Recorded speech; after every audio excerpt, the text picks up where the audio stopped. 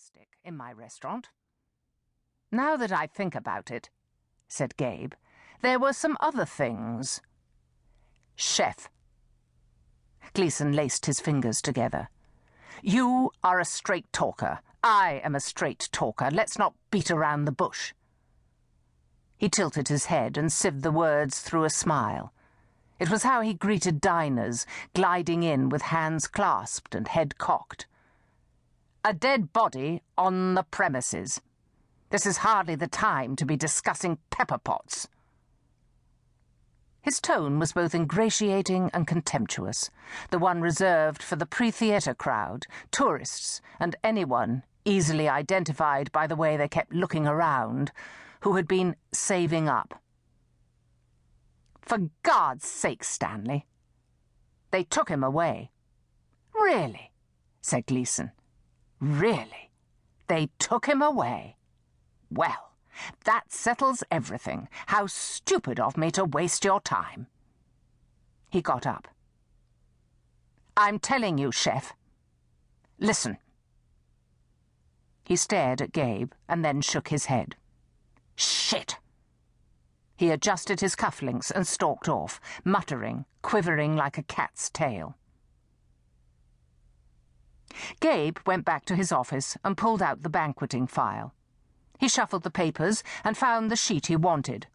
Swarovski Product Launch.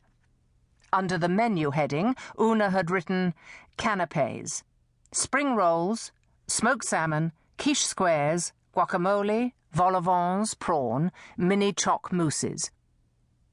Her handwriting was maddeningly childish. To look at it made you think of her sucking the end of her pencil. He put a thick black line through the list. He checked the per-head budget, staff resource and comment section. Let's pull out all the flags on this one. Mr. Maddox was taking a special interest. Put out all the flags. What did that mean? Caviar and truffle oil? Stuff the profit and loss? Gabe sighed. Whatever it meant, it wasn't quiche squares and prawn vol au vents. The office was a white stud-walled cubicle in the corner of the kitchen, with a surfeit of air-conditioning ducts and a window over the battlefield. Apart from Gabe's desk and chair, the filing cabinet, and a stand for the printer, there was room for one other plastic seat, squeezed in between desk and door. Sometimes, if he was busy completing order forms or logging timesheets, Gabe let his phone ring until it beeped and played the message. You have reached the office of Gabriel Lightfoot, Executive Chef of the Imperial Hotel, London.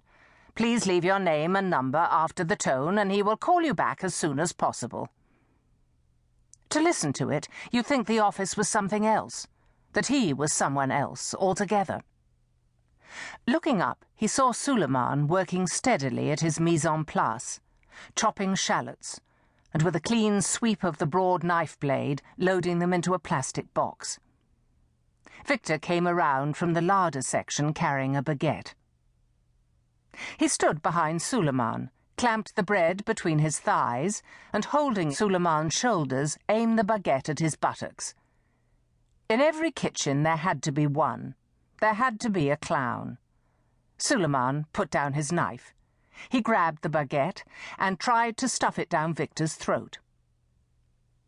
Even yesterday, after Benny had gone down to the catacombs to look for rat poison and returned with the news, after Gabe had seen Yuri for himself, after the police had arrived, after Mr. Maddox had come down personally to announce that the restaurant would be closed and to speak to everyone about their responsibilities for the day, even after all that, Victor had to be the clown. He sidled up to Gabe, smiling and winking, a red flush to his schoolboy cheeks, as if a death were a small and welcome distraction, like catching an eyeful of cleavage or the flash of a stocking cap. So, he was naked, old Yuri. Victor tittered and then made the sign of the cross. I think he was waiting for his girlfriend. You think so, Chef, eh? Do you think?